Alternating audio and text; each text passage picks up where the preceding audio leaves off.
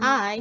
Today on Araw-Araw Filipino, we will learn to ask and answer questions that start with whose or kanino.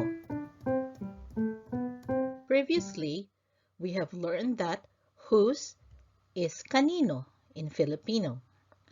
We have learned simple examples using kanino such as whose, kanino po,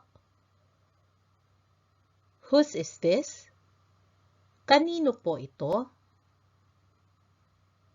whose is that, kanino po iyan, and whose is that, kanino po iyon.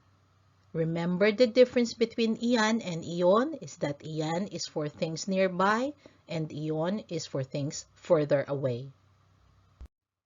To learn more about using whose or kanino and how to answer it, let us look at some words we have learned in previous lessons, such as toy, laruan, pencil, lapis, book, libro or aklat, shoes, sapatos, hat, sombrero. Again, toy, laruan, pencil, lapis, book, libro or aklat, shoes, sapatos, hat, sombrero.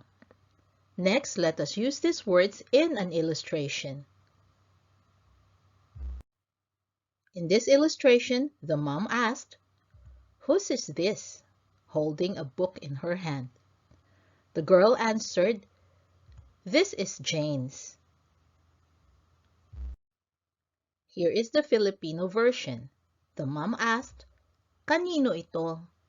The girl answered, "Kay Jane po ito." Here is the conversation again. Whose is this? Kanino ito? The answer is, this is Jane's. Kay Jane po ito. In Filipino, whenever we get asked a question starting with whose or kanino, the answer will always have kay plus the name of a person.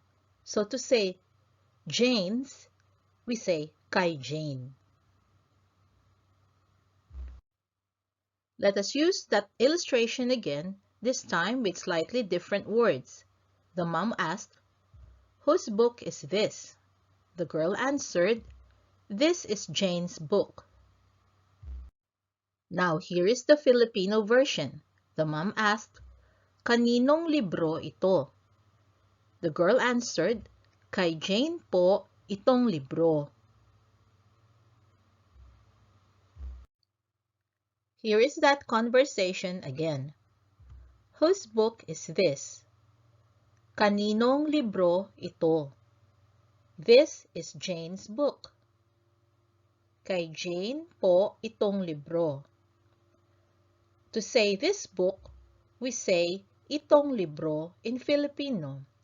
We added an NG after ito when we are specifying the object after it, which is book or libro. Note that we also added an NG to kanino, again because we are specifying the object, which is the book.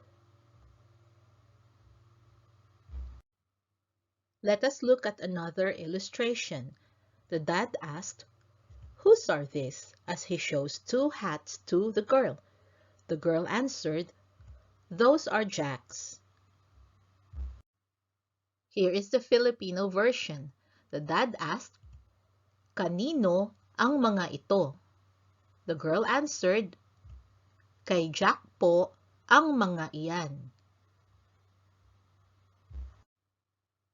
Here is that conversation again.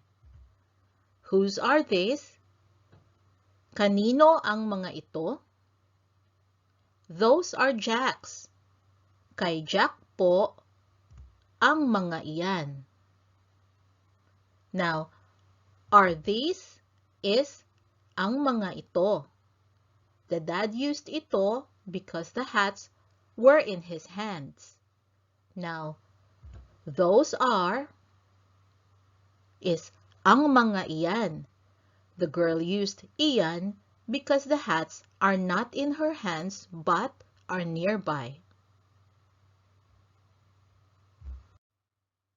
Let us use that illustration again with slightly different words.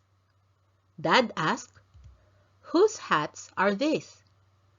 The girl answered, "Those are Jack's hats." Now let us look at the Filipino version. Kaninong sombrero ang mga ito? Kay Jack po iyang mga sombrero. Here is that conversation again. Whose hats are these? Kaninong mga sombrero ito? Those are Jack's hats.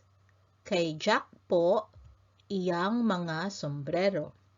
Notice we added an NG again after kanino because the dad specified the object in question, which is the sombrero or hats. Similarly, in the answer, to say those hats, we said iyang mga sombrero. We added AG to iyan, and so now it's iyang. Here are some new words for you, or mga bagong salita. You can use this in practicing how to ask questions, starting with whose or kanino. Wallet, pitaka. Eyeglasses, salamin. Keys, susi. Car, kotse. Vehicle, sasakyan. Again, wallet, pitaka. Eyeglasses, salamin. Keys, susi. Car, kotse. Vehicle, sasakyan. Remember too, it is perfectly fine to use the English names of objects mixed into your Filipino sentence. You can ask, kaninong wallet ito? If you forgot or do not know yet that wallet is pitaka. That's it for our lesson on the word whose or kanino. As a homework, practice asking and answering questions that start with kanino. Try using the new words that I have shown you, and download and use a list of new words from the link in the description. I hope you can join us again next time on Araw-Araw Filipino. Thank you. Salamat po. Now, a few words from my son, Max. Thought this video was cool? Watch the next one and like and subscribe to the channel too if you haven't yet. Bye-bye! Bye!